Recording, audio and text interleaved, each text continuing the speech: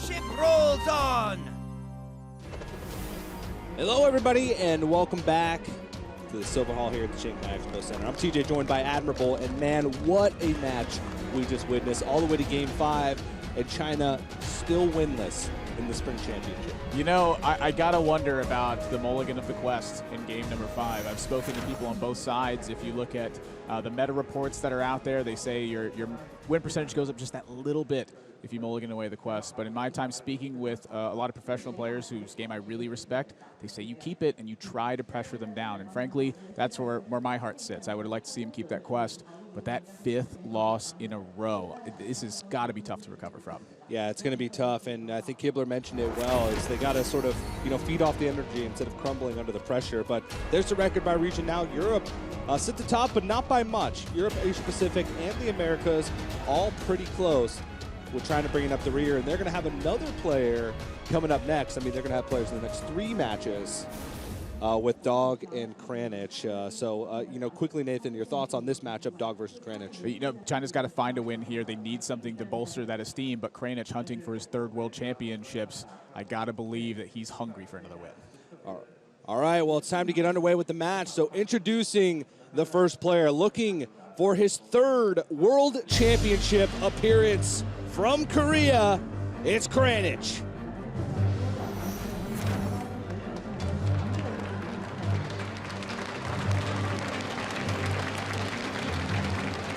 And his opponent, representing China, can he be the first on the scoreboard for the hometown? It's Dogg.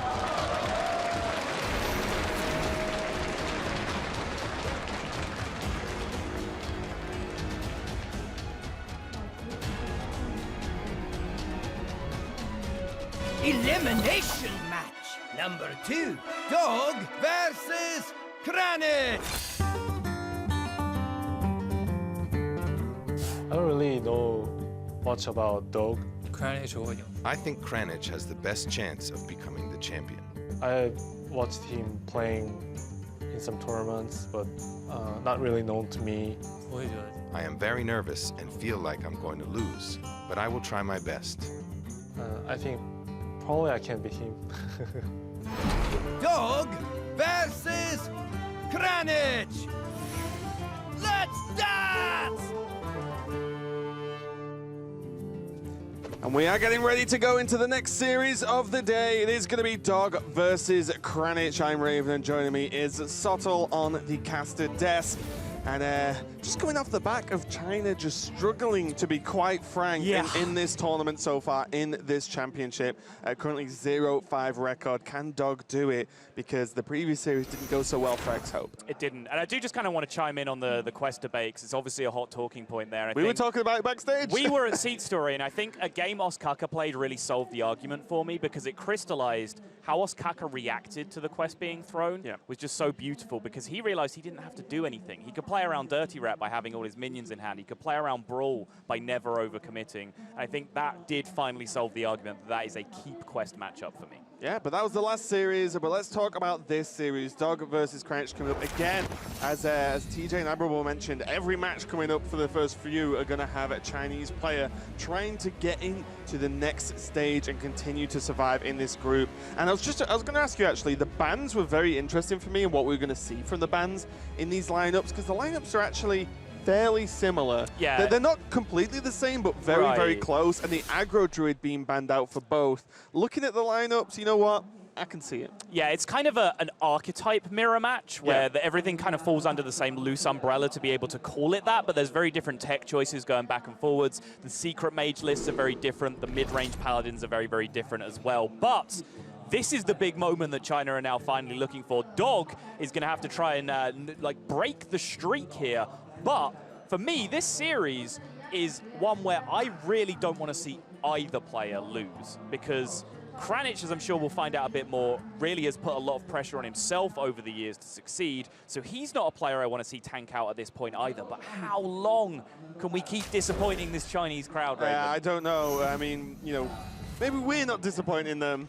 I hope not. Yeah, but the players in general have not been even what we expected. We actually rate the Chinese players very highly, and they've just not been getting the job done. But look at these openings. So Dogg on the Quest Rogue and Kranich on the Secret Mage. And Kranich, there's a lot of variation in Secret Mage at the moment, and how far you even take it in terms of the late game.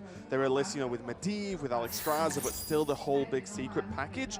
But Kranich is actually running a quicker version overall. So there's one Ice Block, there's Mirror Entity, 2 counter spells, but then there's Burgley, Bully, Violence Balls, and Antonidas is like the late extra game. Yeah. But really, it's a faster list than what we've seen from a lot of the competitors in this tournament. Right, yeah, it's faster for the most part, but as you said, there is still that little potential for a bit of clunkiness by having that Antonidas package in the late game, but speed is very much of the essence when you are playing against Quest Rogue in this matchup.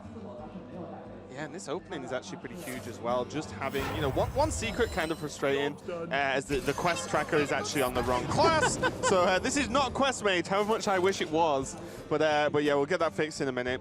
But yeah, this opening, the early minions from Mage really do just beat Quest Rogue up.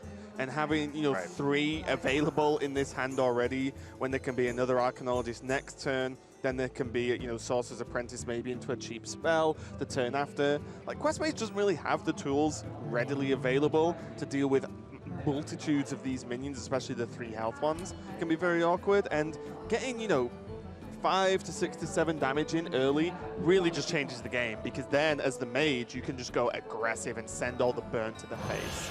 It's the one blessing for Dogg in this spot is that it's not a super blowout start, right? It's not Mana Worm into Kirin Tor into Free Secret, but it's good enough, right? It is minion presence. But Dogg has enough to just occupy the board for just now with the Firefly draw anyway, so we'll be able to contest for just a little while. And Kranich now having drawn 2 secrets, one off the Arcanologist, his hand is starting to get a little bit clunky with none of that secret activation synergy with the Kirin Tor Mage. Yeah, he's going to have to navigate this very, very well here to get this game. And you know, we talked about Kranich's history over the course of the past couple of days. You know, playing at BlizzCon, playing in front of a big crowd. We have a huge crowd here, actually. It's still relatively early in the morning, and the crowd is pretty much all full.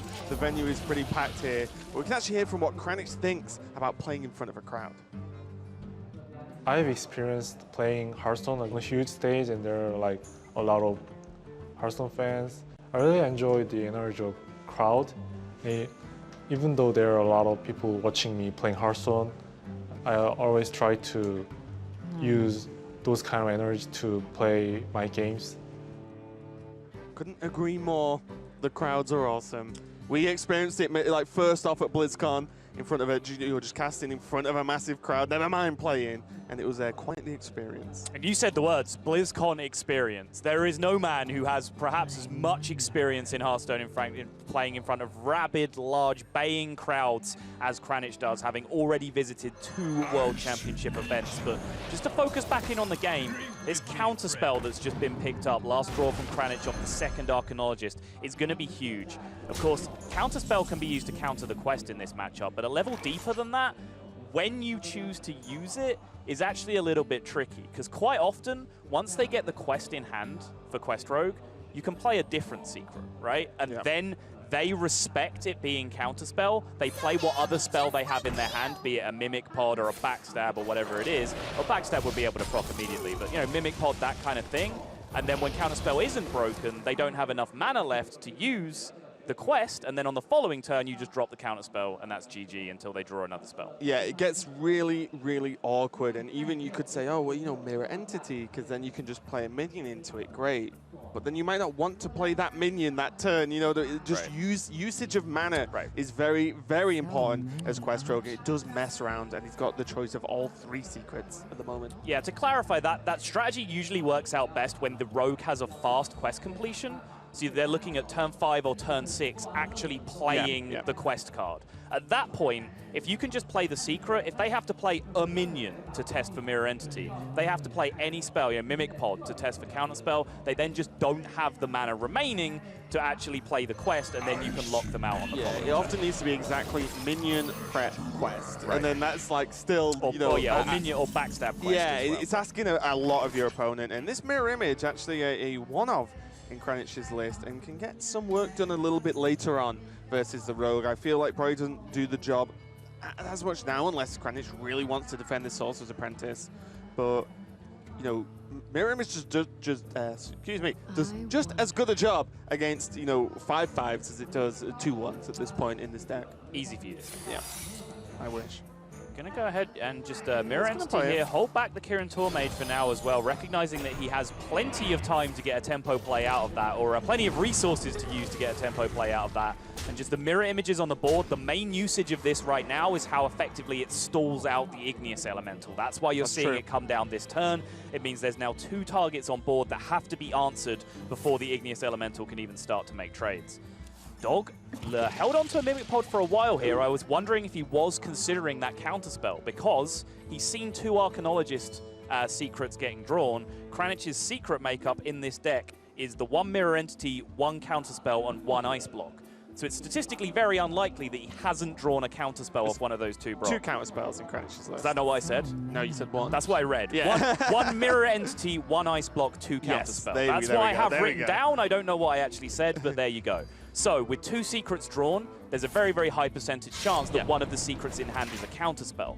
So Dogg really does have to consider that and think about keeping another spell in hand to be able to deal with counterspells. So the usage of the Mimic Pod may be a little bit surprising. Yeah, and this is kind of nuts in itself. Look at this hand. There can be Kirin Tormage into a secret. Also, because of the Sorcerer's Apprentice still being alive, there can be the Arcane Intellect. There's a Fireball here right now. Another Fireball.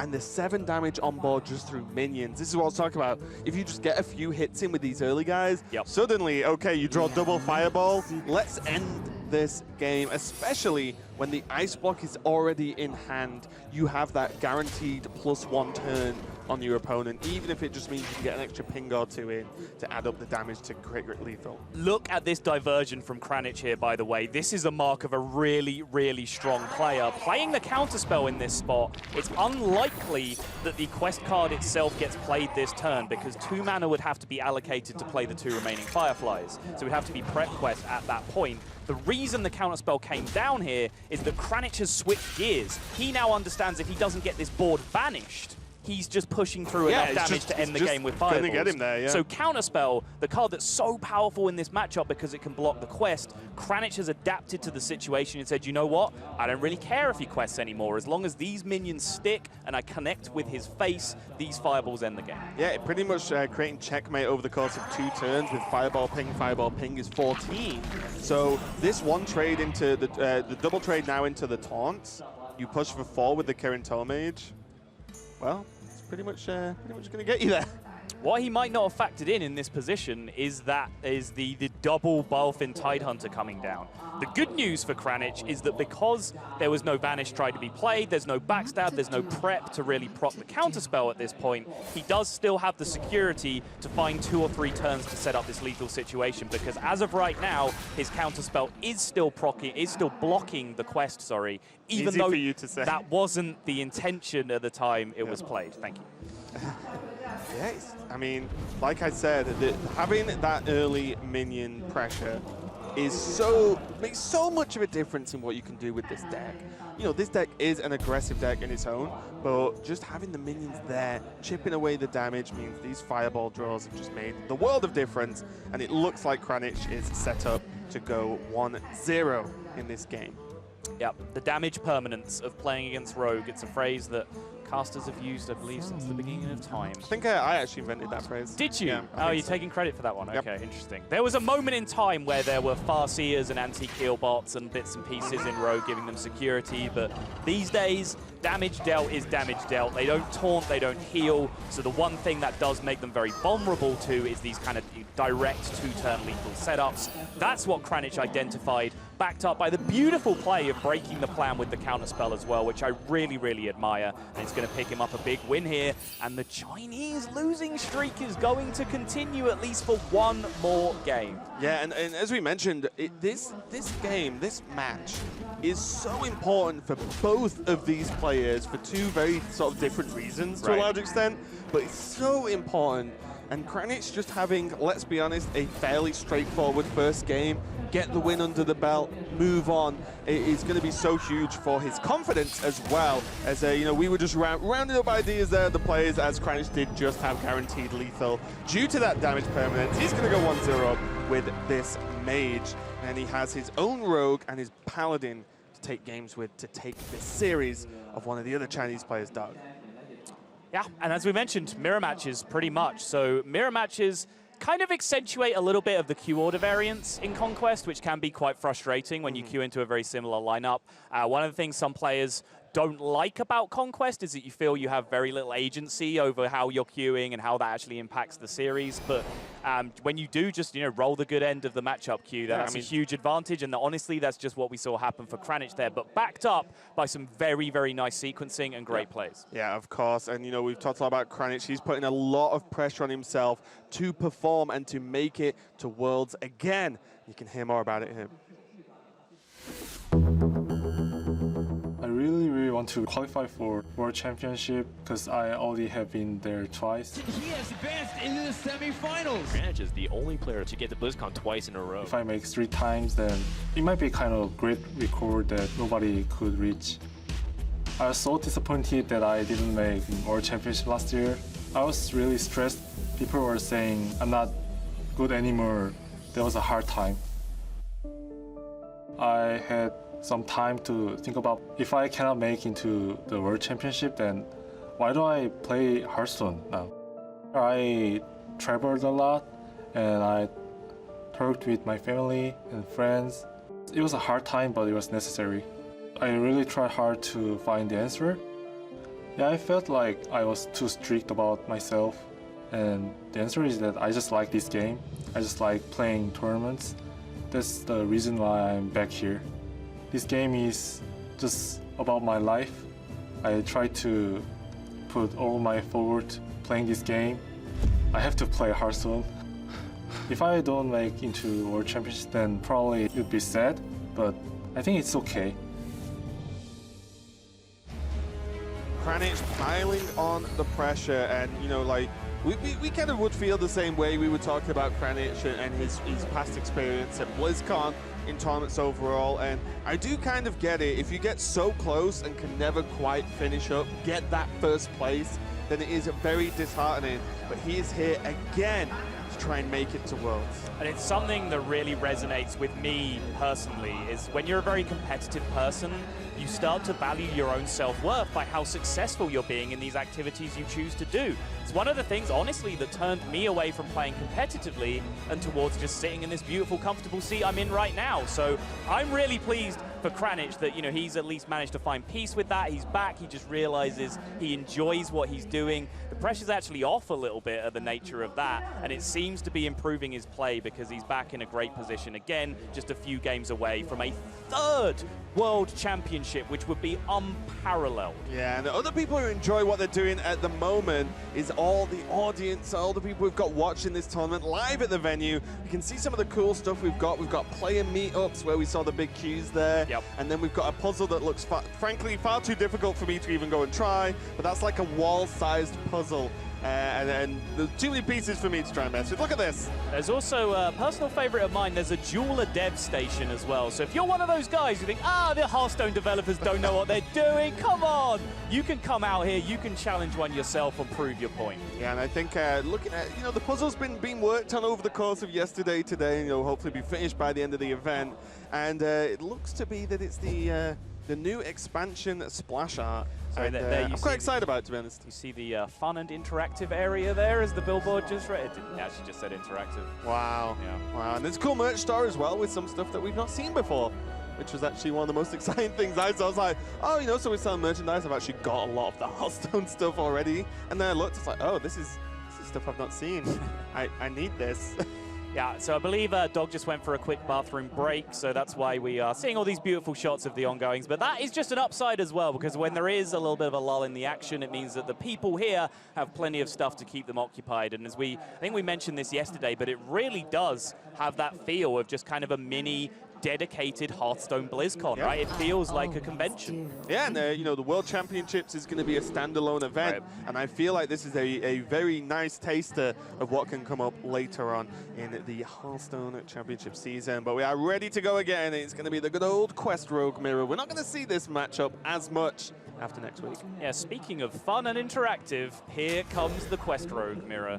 Just looking at the lineups here, Dogg has protect his deck a little bit more. He's gone Hungry Crab in there to try and give him a little more anti-aggro security, whereas Kranich has a more, just pure quest rogue. He does have one Galactic Crawler in there, but Dogg does have the double Hungry Crab, which just by nature is a slightly lower value minion anyway.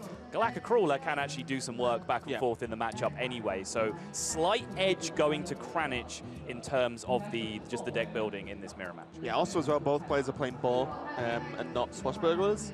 Yes. So they're playing the more like just charge, get them to face, as opposed to a potential value game. But I feel like a lot of players are leaning back towards now. They kind of, everyone sort of started swashbuckler, then went away from it and just went balls just for more straight up damage. But I've seen a lot more swashbuckler than I thought I would. I know we're treading over old ground here, but that's another reason why I really have come back around to keeping the quest in Quest Warrior, because that was back in the days when the Swashbuckler was being cut, right? And there wasn't resource generation. Now, as you said, more people are going back to that Swashbuckler list, which makes it hard to just outvalue them without a hard win condition. But Kranich there did have the option to go prep Mimic Pod, and with Shadow Step in hand, if he hits any minion at that point, he's only one bounce away from rounding out his quest. Perhaps a little bit surprised that didn't happen, but still plenty of time. He feels doesn't have a turn 3 play right now anyway, so he can just go Mimic Pod on 3, keep the prep perhaps just to rush the quest ahead a turn earlier. Yeah, one thing I actually do, this might be controversial, but do enjoy about this matchup is when both players complete the quest at roughly the same time, then the trades that happen and how much gets committed to the board at any given time, the vanish usages, because you constantly, instead of playing around, a lot of damage over, like 5-6 turns, in most matchups, you just remove a high attack minion. It's like, I need to play around the exact amount of like 4 or 5 minions that will just kill me next turn. Right. And like, it's few and far between. But there are some matchups that I've cast where like the trades become very, very close. I actually I want to be a little bit contrary in this position, because that's actually one of the parts of the matchup that I like least. Because really? You can apply everything that you've just said to any other matchup, and it's just more interesting, right? Like you have the decision of whether you trade a 4-4 into a 2-2, right? That has like upsides and downsides, whereas every trade is just an even 5-5 into 5-5. It's very simplistic. It's very linear at that point. So counterpoint. So go ahead. I was talking about this matchup specifically, so it's one of the few things I like about it.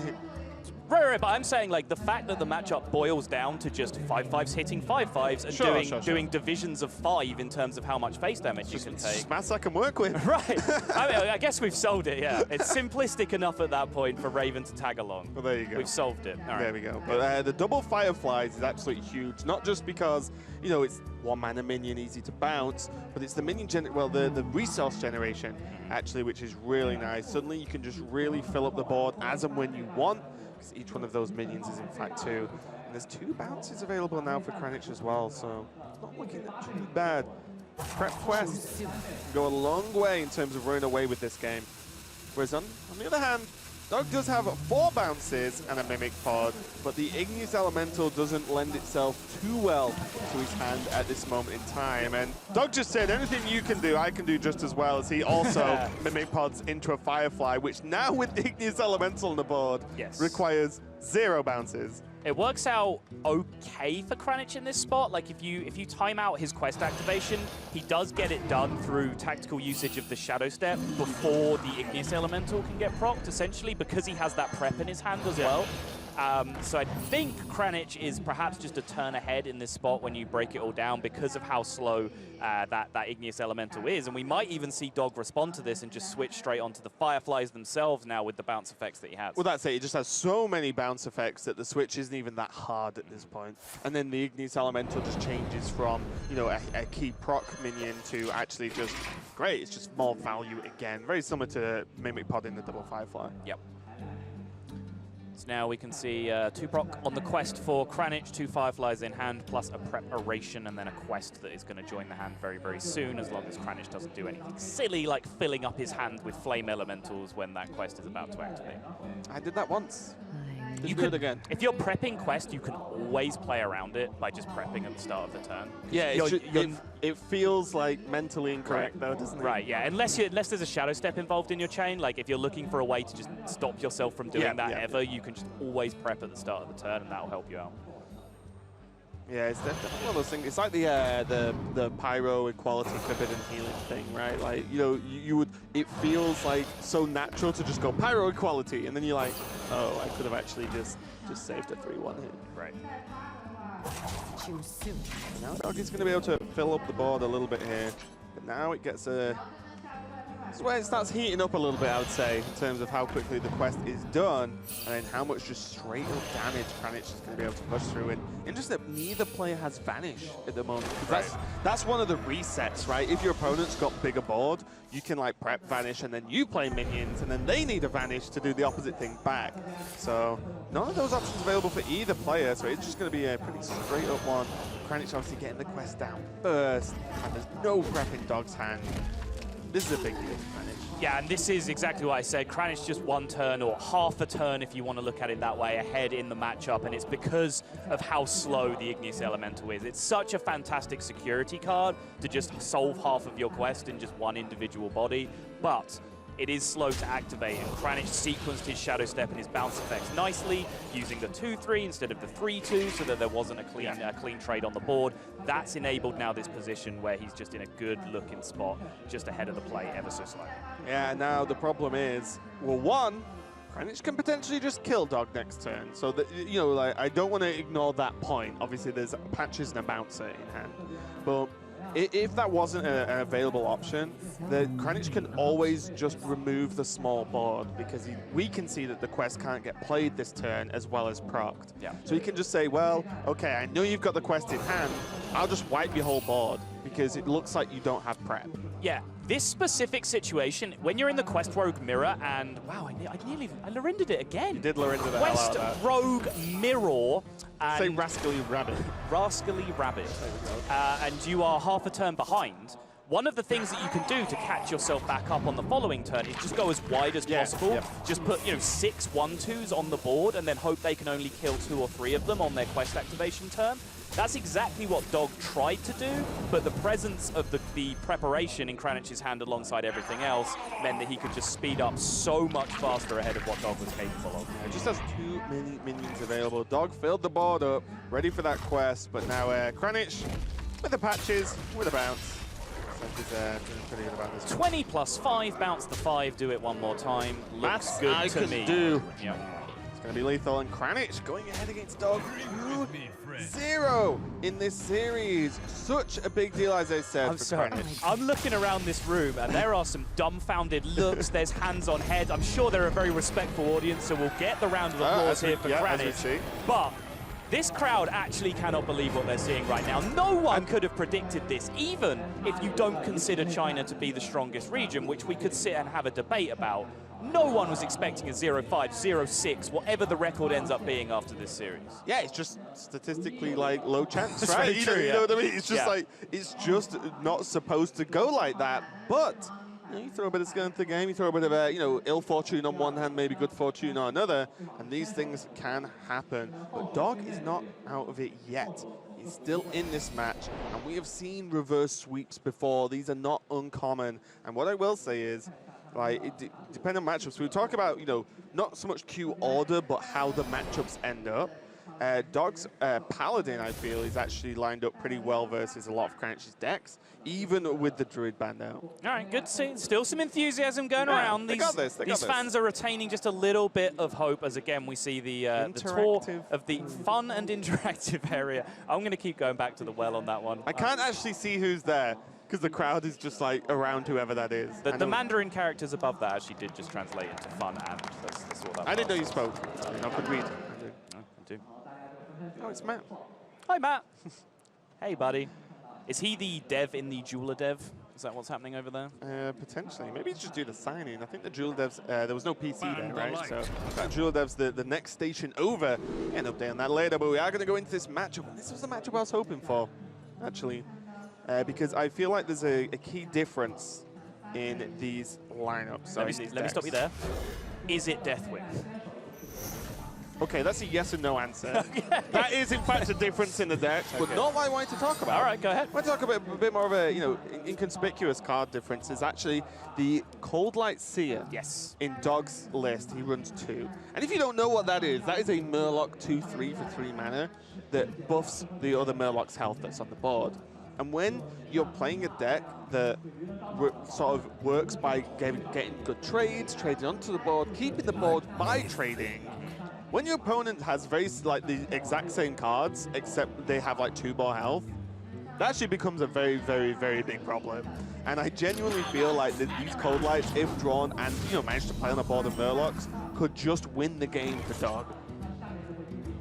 Oh boy, that 1-drop draw for Kranich was so important. He was about to potentially fall so far behind here. He could have gone coin Rockpool Hunter into Rockpool Hunter, but he's seeding any buff potential back to Dogg at that point. He's saying to Dogg, okay, if you have a tempo play here, then I'm going to get blown out. But the same thing, if Rockpool Hunter comes down against the 1-2, that's an even worse position to be in. Well, do you just pass? Next turn you Tidecall a coin Rockpool. It's slow, but then next turn you do that, then the turn after you Rallying Blade or War Leader. Yep. Like, that feels like a very, very strong backswing when you've fallen behind in the early matchup here. Interesting decision from Dogg in this spot. He deliberately chose to guarantee that Grimscale Chum buff onto the Cold Light Seer. He could have tried to get a second buff onto the Tidecaller instead and got it out of range of Rallying Blade in this position, which of course is a weapon we've seen teched into Paladin more and more these days to deal with the threat of all these 3-health minions in the metagame. The Mana Worms, the Arcanologists, the Murloc War Leaders, all of these guys that need dealing with. But it's going to pay off here because now the Cold Light Seer just comes down out of range of the Rallying Blade. This is huge, and all I would say is imagine if Kranich went for the minion play instead of Rallying Blade to try and get a board. He would just get blown out by this Cold Light Seer. Yep. Very, very hard. Whereas even now, the Rallying Blade kills 1 chum. That minion should have 1 health. That shouldn't be a problem for, it shouldn't be something you swing Rallying Blade at. Right. But now it is. And now it's like, well, whatever Kranich plays dies to this board, and the board lives. Like, this is the impact I was talking about for Cold Light Seer in the mirror match when your opponent doesn't play that Murloc. I like this decision here to go Tidecaller instead of Vilefin Inquisitor, valuing having the 3 attack over the 4 health that you would have if you'd gone the other way around, because he needs to do relevant chunks of damage to these minions on the board. Consecration is in hand for Dogg, which is kind of a whiff at this point. He'd like to be curving out a bit more aggressively because of how fast his start has been, but the Rockpool Hunter has saved him, because otherwise this was actually a fully dead turn if he didn't draw something to play. Yeah, it was very awkward. The Consecrate would have meant the board could be cleared, but not very, not nicely at all. It's very, very weird. You don't want to use Consecrate. Rockpool, though, changes everything. And again, look at this. There's no Consecrate for Kranich yet. So again, Kranich just battling back from the board, and all this is off the back of that Cold Light Seer. And the Murloc opening with it, but that chum should be dead.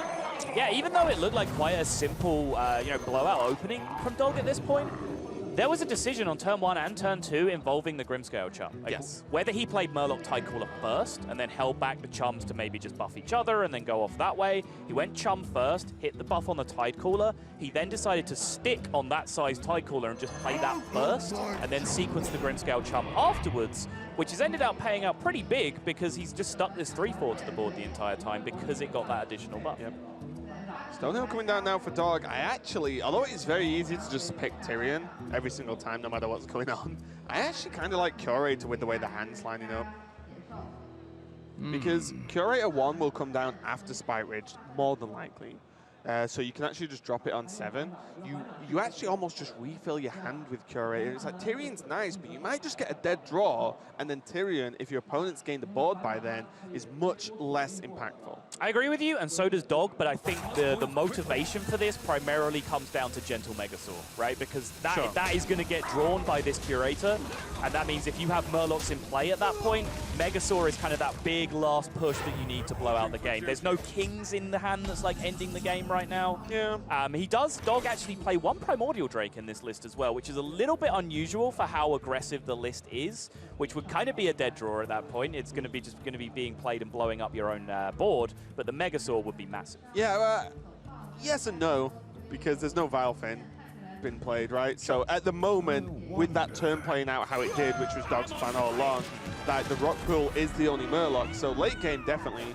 But I just think the Curator just feels good to play and draw more cards. Well, the Curator will also draw another Murloc alongside the Megasaur as a minimum. Yeah, so you can at worst do 2. Right, and he had 3 Murlocs on the board that he chose to trade, which I guess devalues it a little bit. But I mean, yeah, you are just looking for some heavy snowball cards at this point. Now getting Blessing of Kings as well is exactly what he's looking for, because Dogg probably understands with how slow-ish Kranich's start has been.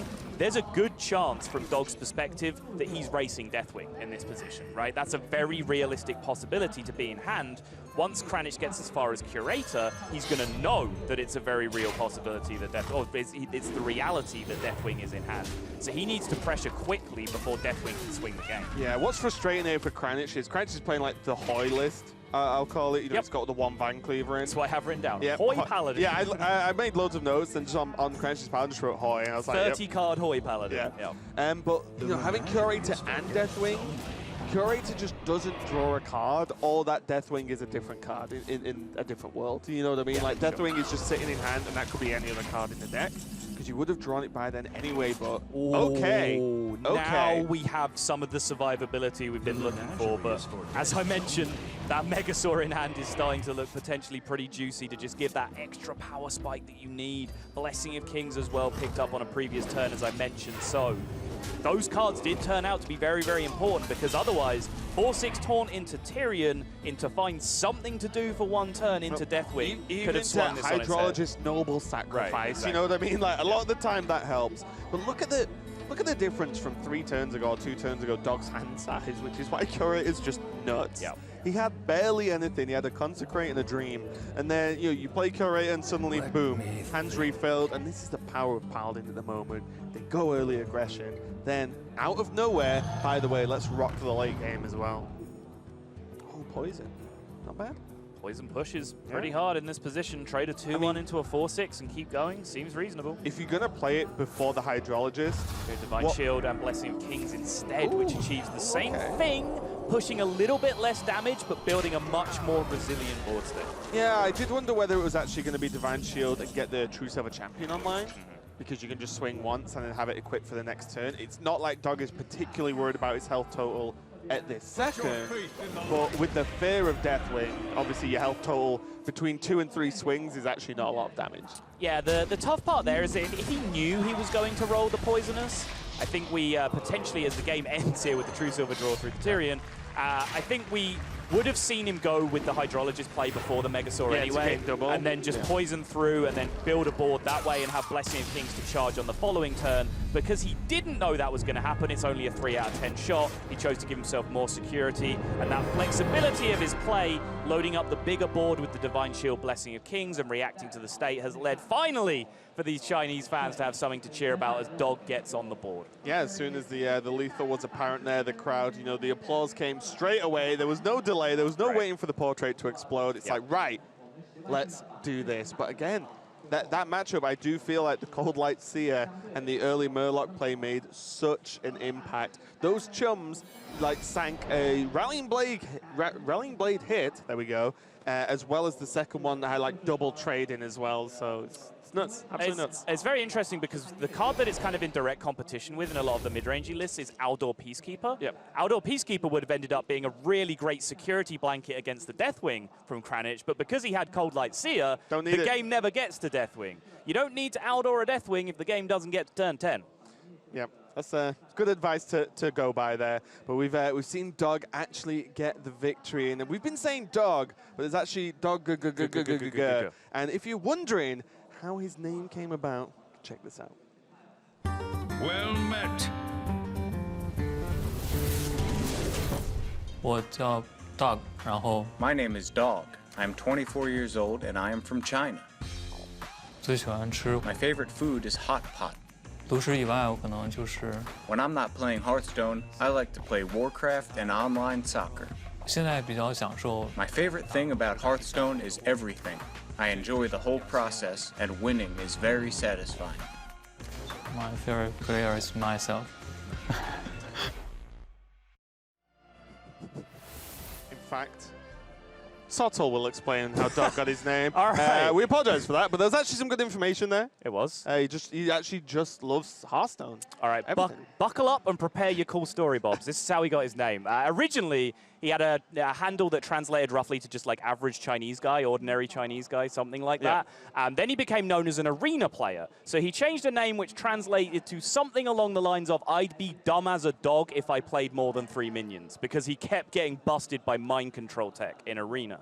Eventually, that just got shrunk down to just Dogg, but he's kept those 4 Gs on the end of his name to remind him how many minions is too many minions against mind control tech. Brilliant. I want to see Dogg play Evolve Shaman and say, I don't want more than 4 minions. Like, oh, it's going to get awkward with some totems. We have the next match coming up after this series is over. It's going to be Diego Diaz versus Trunks. Diego Diaz, Zoom representative, has got a lot to prove, I feel, in this matchup. And really, I've just heard so much from Admirable about how he's just become a huge fan of Diego Diaz. He thinks it would be huge for the South American, Latin American regions to have a player going to the World Championships from that area. He's just a big fan of Diego Diaz personally as well, so I'm sure he'll be really in high spirits while casting that matchup. Yeah, you will have TJ and Admirable bringing you that one, but for now you are stuck with myself and Sotul to finish up this series. Stuck! Yeah. Stuck! Yeah. Oh, give yourself a bit of credit sometimes, Raven. Come on. Stuck with myself. And Sol's going to finish up this series. There we go. It's all about the punctuation, isn't it? All right. Dogg going to be on the Quest Mage, and Kranich, of course, just got his Paladin left. You got debated by the production mishap in Game 1. You said Quest Mage. Oh my God. I did. I just want to see Quest Mage. I just want to see. It's a cool seat story. It's all down to this guy's toast and the other guys That's there. fair. Quest Rogue, though, against the aggressive Paladin. And this is my big worry. After Dogg lost the Quest Rogue mirror, Quest Rogue is the hardest deck for both of these players to get through against the other one because of how aggressive the remainder of the decks were. So that Quest Rogue mirror is probably something we should have actually paid more attention to while it was going on. Was actually a really big break point in the series because it would mean one player getting their Quest Rogue out with a win. Because that was Kranich, even more so than the 2-0 numerical advantage he had, he was actually just strategically in a much better position in the series. Yeah, and I think that, Conquest, although, pick order is something to be debated, and it's just... or not. Yeah, or debated. And it's actually, doesn't have too much impact, but the actual matchups and the way lineups work, there is normally one deck you need to get through, right? Yeah, and it is, in this series, the Quest Rogue. Kranich off to a pretty quick start, though, just jumps as far as the eye can see in the past couple of games. But look at this, Rockpool, War Leader, even got the redemption as well, so... It might just be too much to handle for Dogg here. We are in the early stages, of course, but this is a hell of an opening, and with a Megasaur follow-up on curve if desired, even just hitting one Murloc with Megasaur can be a problem because it's a 5-4 at the end of the day.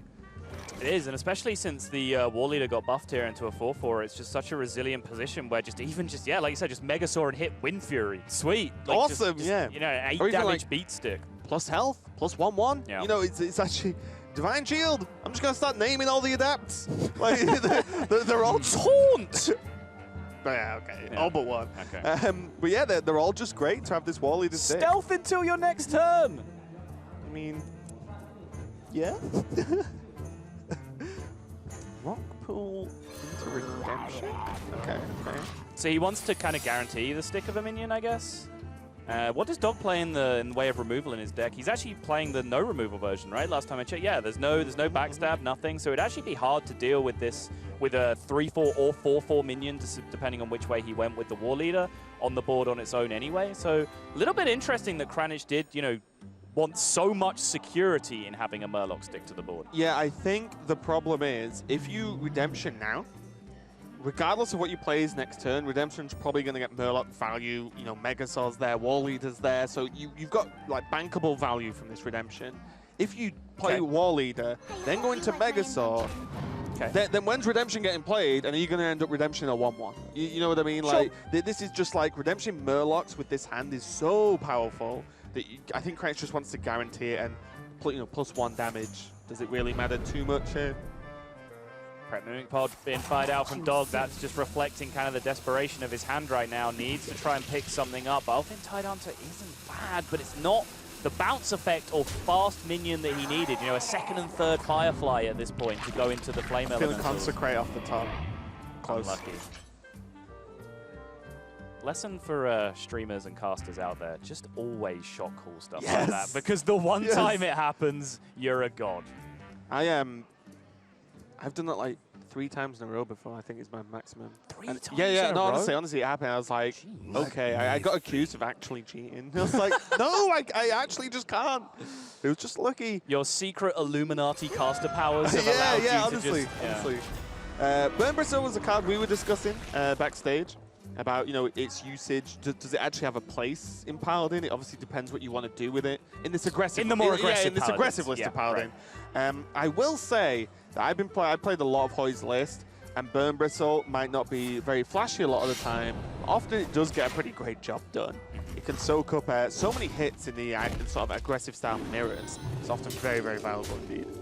Igneous Elemental is a massive, massive draw for Dogg in this position, but the redemption on the Burn Bristle just turns out to work out so well off what was a top deck in the Wicker Flame, but it ended up being Kranich being rewarded at least for his sequence of plays. But the Igneous Elemental was huge here because Dogg actually hasn't been under that much pressure. He's found himself a few extra turns than you might often have against a more aggressive deck like this Paladin is.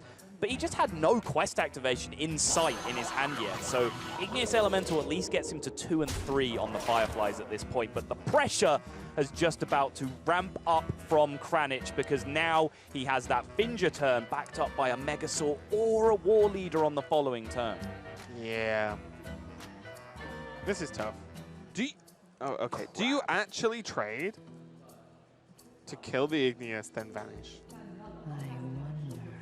Because anything you play dies to Finger, and and then you're in trouble. Well, the crab doesn't, as far as he can see, right? He could have traded and crabbed for a 3/4. That's kind of a janky play. I guess. Yeah.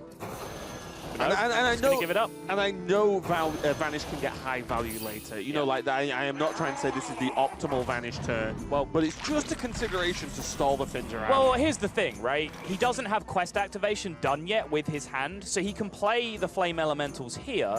Now the Finger turn happens, you say, I don't care that the Finger turn just happened because I vanish your board, and then my Vanish also bounces my Flame Elementals back to the hand to finish the quest. And there's actually turn 7, so there's 1 mana to drop the Flame Elemental, right? This is just better. Yeah, okay, so I was close.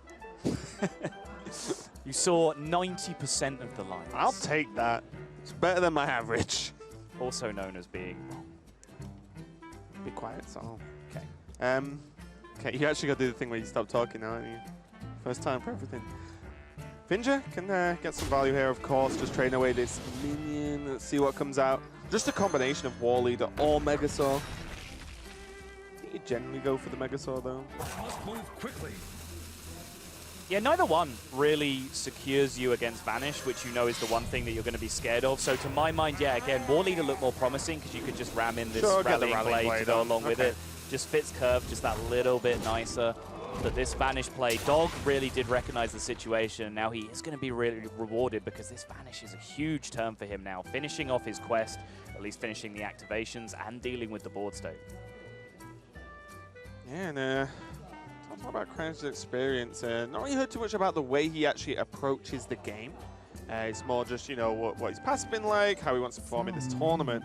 But we can hear from him about what he thinks about unpredictable play in Hearthstone.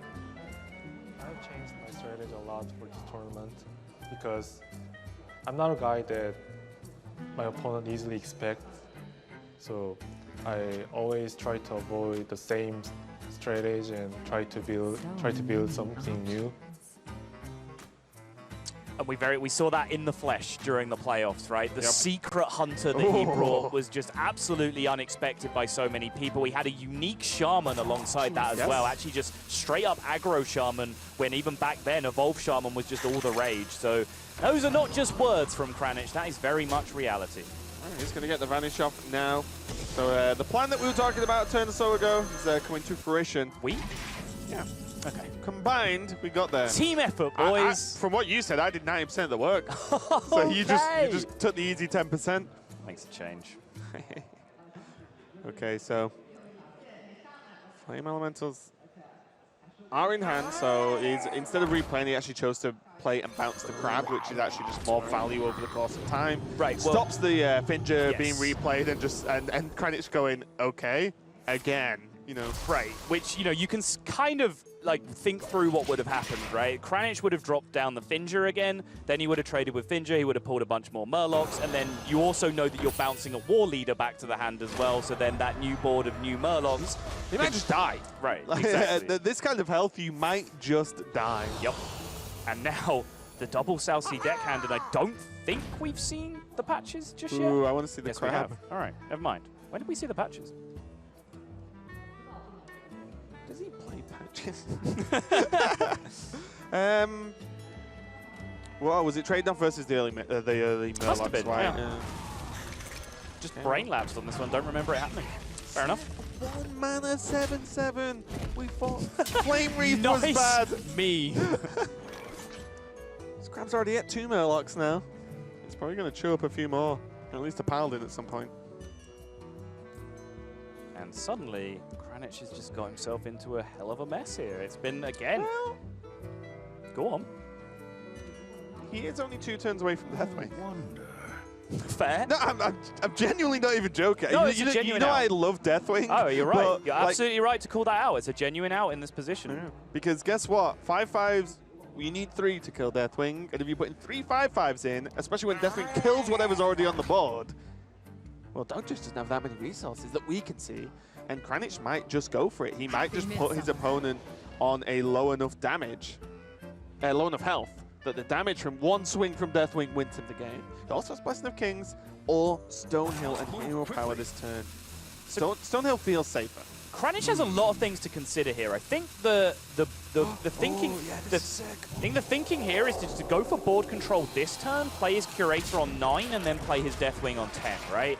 But he's also got to consider how in the meantime, he whittles Dogg down to 12 or less, right? Or 15 if he still holds the Rallying Blade equipped at the same time. So there's actually a lot of complicated mathematics going on that turn as to how exactly everything interacted to just make turn 10 Deathwing try and hit you with it next turn, just be a lethal setup. Also as well, I love the, you know, I said Stonehill or Blessing of Kings. A quick glance back at the board, Blessing of Kings. Yes. This is the drawback of all your minions being 5s.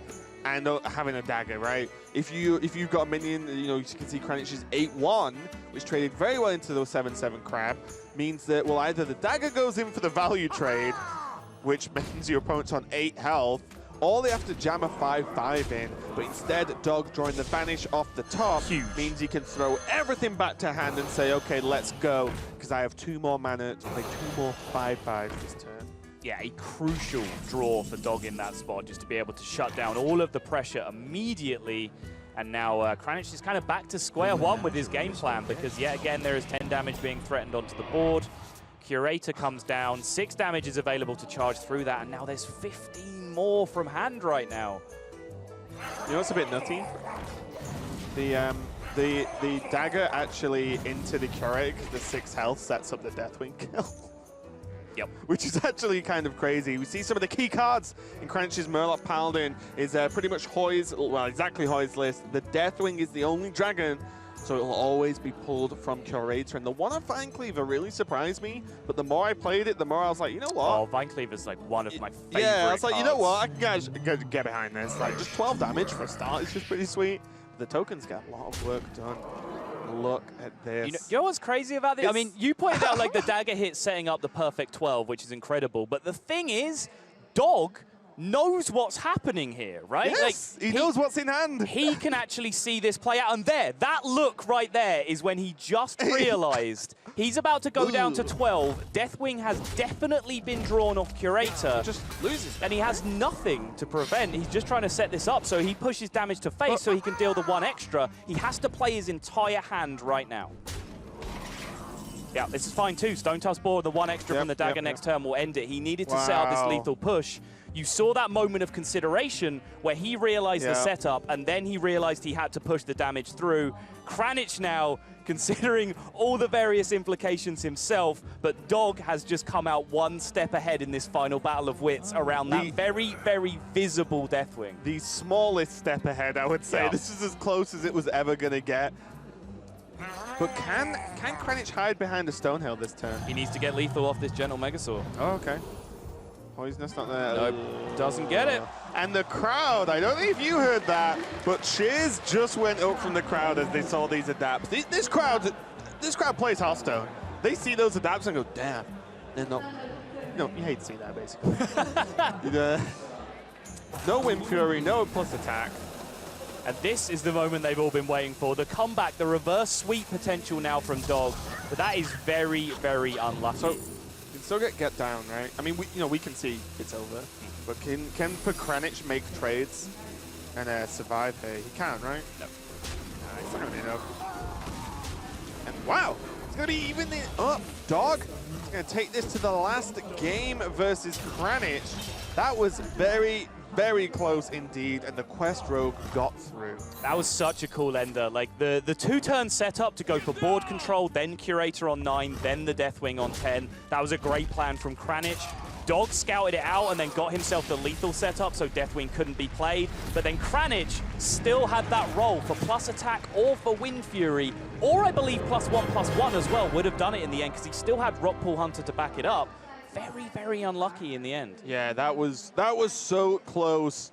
But now China is so close at getting a player through to continue in this series and getting a win on the board.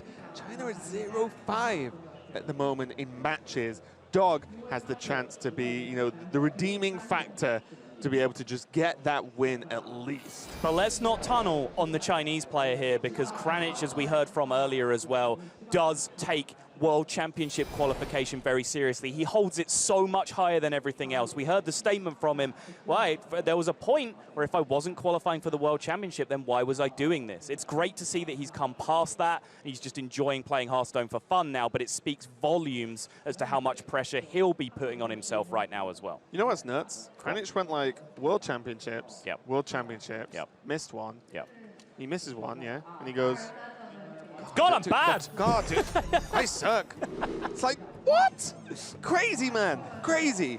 As we get into this last game, on one hand, China's got a chance at taking one. Again, on the other, I don't know how much of this is coming through, but this is a knowledgeable Hearthstone crowd because as soon as there was 2 Mana Worms in hand, it wasn't excitement, but there was just a murmur of, oh yeah, two Mana Worms.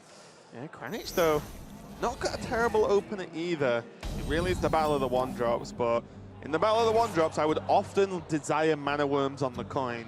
Tell me more about your Mana Worm-based desires, Raven. Off-stream. Okay. There is Rockpool now, though. So that actually does change a few things. It really does. Rockpool onto Tidecaller means that these Mana Worms get chewed up, which is pretty much the exact draw Kranich needed from what we can see on board. But now, even Vault Potion, it's huge. There's a great deal of Admirable going down right now. What to do? Dogg considering whether he wants to go for the coin line to get immediately 1 Mana Worm in the position to contest the Tidecaller, but he'll be doing the same permutations that we just did with the Rockpool Hunter. If he plays just 1 Mana Worm, that gets chewed up so badly. If he goes Mana Worm, coin, Mana Worm, then there's still the second Mana Worm on the board that can get chewed up, but he still has position where he has the second Mana Worm in play. He can then leverage Frostbolt and the remaining Mana Worm to be able to counteract the Rockpool Hunter swing. So this is actually a great decision from Dogg, in my opinion, to just really load out and go for the double. Just another Rockpool, though. So at worst, Kranich on turn 3 can go Tidecaller Rockpool again. Yep. And it looks like with Dogg potentially having a Frostbolt turn, he will end up passing tempo back to Kranich, which makes just a Tidecaller Rockpool turn very, very appealing. Yeah, it's more than likely going to trade into the 1-3. So if you trade into the 2-3, your argument is that you can just then ping down. Yeah, you're not asking your opponent for a Frostbolt. Right. So he's going to go ahead and do it. The point that I was going to then elaborate on is that if you trade into the 1-3, well then the 2-3 and the ping then has a value trade on your 2-3. Okay, yeah. Right? Yeah. So actually whichever way you do it, there's kind of a punish in that regard. But here we do see the Frostbolt come down. Now the Mana Worm and the Tidecaller are going to trade evenly. No. Now I want to see Chicken get played. I want to see Tidecaller, Rockpool go face. No, well, the value trade's still there, though. You're still playing a bunch of 2-3s this turn. That's the problem. Okay. It has to trade. There's just too many Yeah, good trades coming back the other way. Ugh. I respect your quest for free damage, though. Yeah. When free damage isn't there, it should be taken, and that's still, in 2017, something that players don't do enough. Go face in a position where there's no punish. Unfortunately, there was a very, very clear punish for going face in that spot. Face.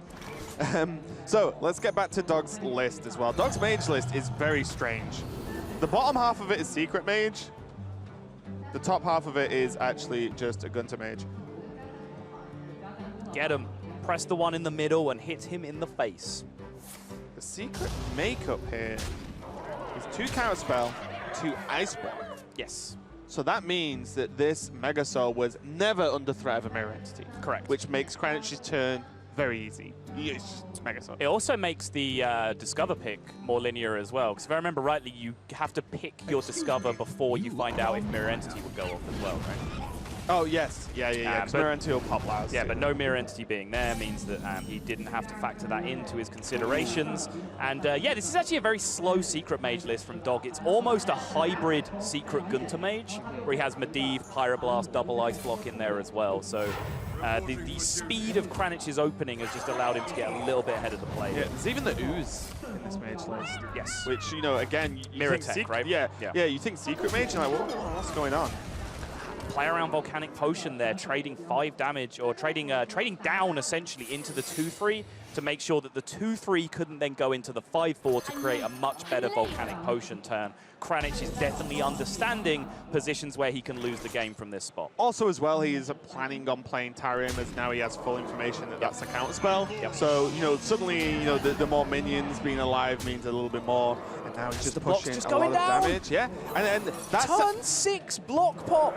It's nuts, absolutely nuts. The second secret was just like, okay, Kranich knows exactly what's going on now, and now Fireball ping, or now Valet into the Volc Potion, but with 3 3s across the board, Volcanic Potion frankly does very, very little.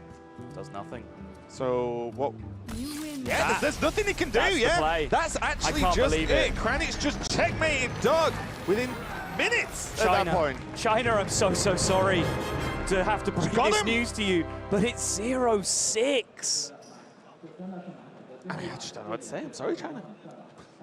Well, it's my fault, but we just talk about the games. All right, moment of positivity. Let's switch it around. We're happy for Kranich, right? Yeah. Because this is a man who has an incredible goal in his sights, an unprecedented achievement to make it back to a 3rd World Championship. He now moves 1 game closer to making that happen. 2 more wins remaining to get him into that position, which would be the standalone achievement in all of Hearthstone, in this lowly caster's opinion. Yeah, and what he's going to be doing is going up against Hoy, which is going to be a rematch in which he lost earlier on, but less from us, more from Kranich. He's standing by with Ali on the stage.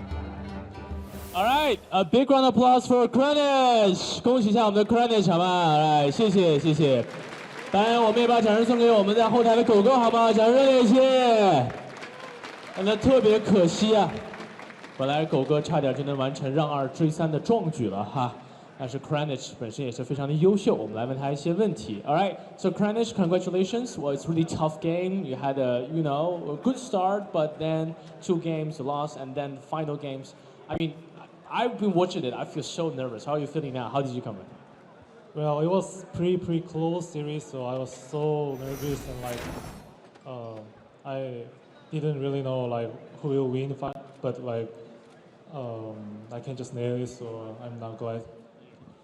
那我问 Kranich 就说啊，他一开始开局还是很顺的，2-0，但是呢，又连续输了2场，所有人在这种情况下都会非常紧张的，他是如何应对的？但是他的回答的话也是非常谦虚啊，就说自己也是不知道该怎么去面对，但一步一步呢，把自己的心态调整了回来，最后他觉得遇到谁在这个比赛当中都不是那么好打哈，所以也是运气比较好。All right, so Kranich, so you are about to, or if everything goes right, you're going to the World Championship. Hopefully, best luck.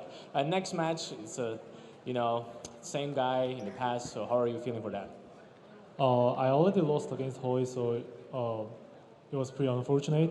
But the thing is that me, Hoy, and Dogg all has pretty aggressive lineups, which can just make like anyone can be a winner. So yeah, I see. 好，他又是个非常官方的答复。我问他的问题是他下一场的比赛将面对他之前输过的霍伊，他感觉如何？那他说呢，他和霍伊的牌组都是比较快攻型的哈，比较激进型的牌组，所以说还是要看自己的发挥。他希望所有人都能顺利啊，毕竟是位老选手。我们再次把掌声送给 Kranich 好吗 ？Alright, thank you very much, thank you, thank you, thank you. Okay, so Kranich feeling the nerves there, and I don't blame him, as we've been talking about. Quite the goal for him. He took 1 year, he didn't make it to Worlds, and took it to heart, so he doesn't want to repeat that one again. Yeah, but again, I just want to echo one more time what an insane achievement a third World Championship visit would be. In a game where people have the gall to say that you can't be consistent, where it's all RNG, it's all coin flips, a player making it to 3 out of 4 World Championships would be absolutely staggering. But again, just a final nod of respect to say, sorry, China, 0-6. Yeah, well, they've got a chance to actually get a win on the board in the next series, though. We've got plenty more matches coming up today. We've got so much more action, so make sure you don't go anywhere. We're going to see Diego Diaz representing Brazil take another win over China.